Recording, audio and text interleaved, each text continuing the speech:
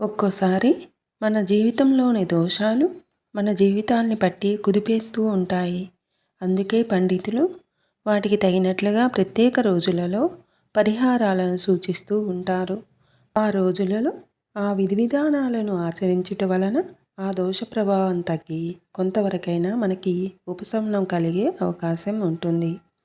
ఆ మహావిష్ణువుకి ఎంతో ఇష్టమైన ఈ మార్గశిర మాసంలో వచ్చే షష్ఠికి ఎంతో విశిష్టత ప్రాముఖ్యత ఉన్నది. తారకాసుర సంహారం కోసం దేవతల కోరిక మేరకు పరమశివుని అంశతో మార్గశిర శుద్ధ షష్ఠి నాడు సుబ్రహ్మణ్య స్వామి జననం జరిగింది. అందుకే ఈ మార్గశిర శుద్ధ షష్ఠిని సుబ్రహ్మణ్య షష్ఠి అని కూడా అంటారు. ఆంధ్రులే కాకుండా తమిళులు, కన్నడిగులు కూడా ఈ పర్వదినాన్ని జరుపుకుంటారు. సుబ్రహ్మణ్యేశ్వరుడు సాక్షాత్తు ఆ మహాశివుని కుమారుడు.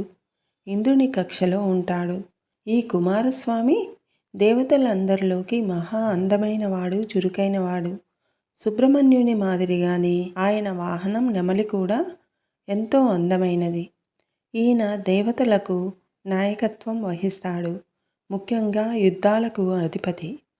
ఈయనకు 6 ముఖాలు ఉంటాయి. 6 వైపులా చూస్తూ పరిస్థితులను సమన్వయం చేసుకోగలడు. స్కంద షష్ఠి పూజ సర్వాభిష్టాలను నెరవేరుస్తుంది. సుబ్రహ్మణ్య షష్ఠి రోజున భక్తులు తెల్లవారుజామునే నిద్రలేచి తలంటు స్నానమాచరించి పాలు పంచదారలతో కావిడిలను ధరించి సుబ్రహ్మణ్య స్వామికి సమర్పించే ఆచారం కొన్ని చోట్ల ఉన్నది. ఈరోజు సుబ్రహ్మణ్య స్వామికి భక్తి శ్రద్ధలతో అష్టోత్తర శతనామావళి పూజ చేసిన, కావడి సమర్పించిన సత్సంతాన ప్రాప్తి కలుగుతుంది. ఈరోజు పుట్టలో పాలు పోయటం వలన సర్పదోషాలు తొలగిపోతాయి. ఈ రోజున అవివాహితులు ఎవరైతే శ్రీవల్లి దేవసేన సమేత సుబ్రహ్మణ్య స్వామి కళ్యాణం వీక్షిస్తారో వారికి ఆటంకాలు తొలగి వివాహం జరుగుతుంది మరియు సత్సంతానము కలుగుతుంది. కుమారస్వామి జననం గురించి పురాణాలు భిన్న కథలు పేర్కొంటున్నాయి. అందులో ఒకటి ఈ విధంగా ఉన్నది. శివపార్వతులు మన్మథ క్రీడలో ఉండగా తనను మించిన ప్రతిభావంతుడు ఉదయిస్తాడని ఇంద్రుడు భయపడి వారికి అంతరాయం కలిగించడానికి అగ్నిని నియమిస్తాడు. పావురం రూపంలో ఉన్న ఆ అగ్నిని చూసిన శివుడు పార్వతికి దూరం జరగగా భూమిపై పడనున్న శివతేజాన్ని ఆ అగ్ని గ్రహించి దాన్ని భరించలేక గంగలో వదులుతాడు. గంగ దాన్ని తన తీరంలోని దెల్లు పొదల్లో జారవిడుస్తుంది. ఆ శరవణంలో జన్మించటం వలన శరవణుడైనాడు ఈ సుబ్రహ్మణ్య స్వామి. కృత్తికలుగా పిలిచే 6 మునికన్యలు ఆ శిశువును తీసుకుని పోయి బదరికావనం చేరుస్తారు. కృత్తికలు పెంచినవాడు కనుక కార్తికేయుడైనాడు. ఇది ఒక కథ అయితే దీనికి భిన్నంగా వేరొక కథ కూడా ప్రాచుర్యంలో ఉన్నది. అది బ్రహ్మ మానసపుత్రులలో సనత్ కుమారుడు ఒకడు. ఆయన సంపూర్ణ వైరాగ్యమూర్తి. తన తపస్సు తప్ప ప్రపంచం సుఖదుఖాలను గురించిన చింతలేనివాడు.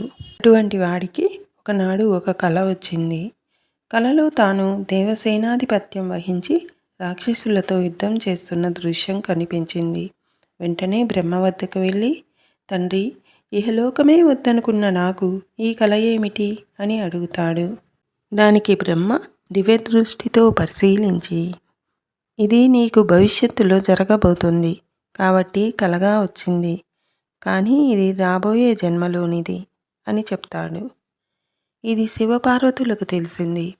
సనత్ కుమారుడంతటి వాడికి మరో జన్మ ఉంటే అతడు తమకే సంతానమైతే బాగుంటుందని వారికి అభిప్రాయం కలిగింది.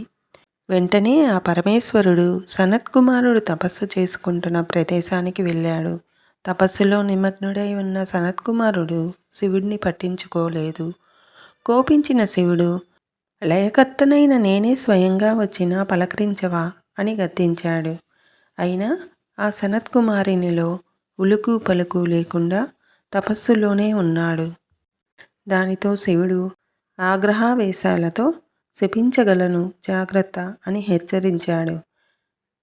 దానికి ప్రసన్న వదనంతో కళ్ళు తెరిచిన సనత్కుమారుడు, శాప ఫలితం నా దేహానికే గాని ఆత్మకు కాదు అని సమాధానమివ్వగా, శపిస్తానన్నా భయపడని వైరాగ్యమూర్తిని చూసి ఆశ్చర్యపోయిన శివుడు సనత్కుమారుడితో ఆదరంగా, నీకు వరం ఇస్తాను కోరుకో అని చెప్పగా, దానికి అతడు, ప్రపంచం మీద ఏ ఆశ లేని, ఏ కోరికలు లేని నాకు వరం దేనికి? కావాలంటే నేనే నీకు వరం ఇస్తాను కోరుకో అని చెప్తాడు. దానికి వచ్చిన అవకాశం జారవిడవకూడదని భావించిన శివుడు, స్వామి, నీ వంటి వైరాగ్య సంపన్నుడు నాకు పుత్రుడిగా జన్మించాలని కోరుకుంటున్నాను. ఆయన అంగీకరించాడు. కైలాసానికి వెళ్ళి పార్వతీదేవికి విషయమంతా వివరించగా, అది విన్న పార్వతీదేవి, స్వామి, పురుషులైన మీరు నాకు పుత్రుడిగా అన్నారు కదా, పురుషుడికి గర్భధారణ ఎలా?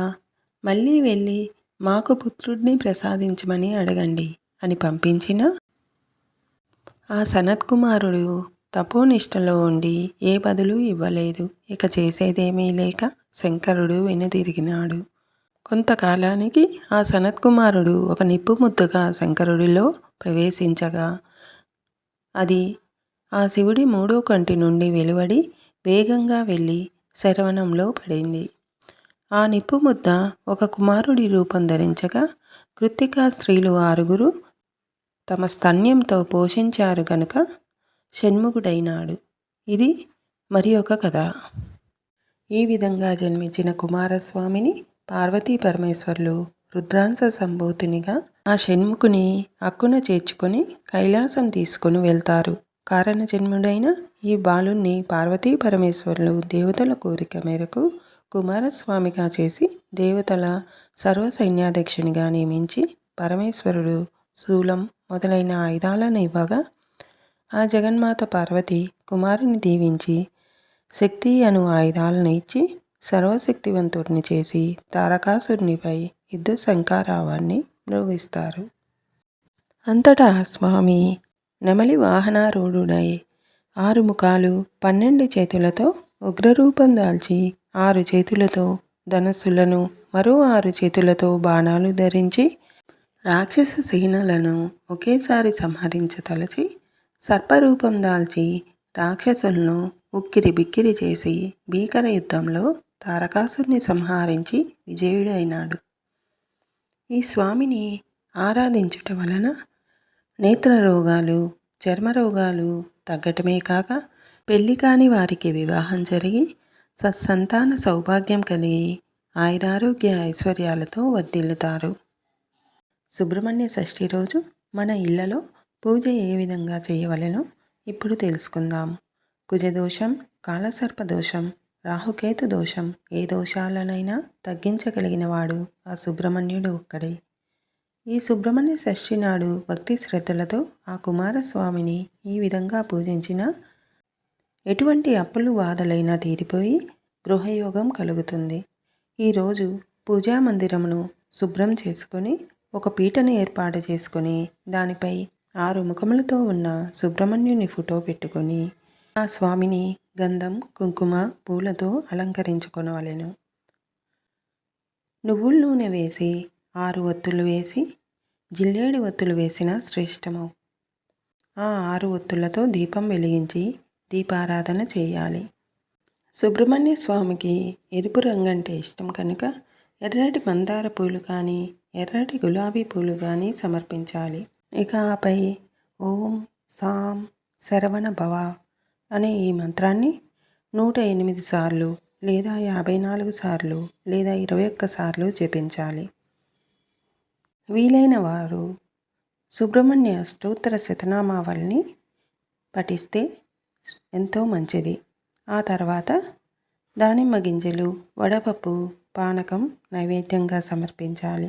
ఆ పైన కొబ్బరికాయ కొట్టి హారతి ఇవ్వండి.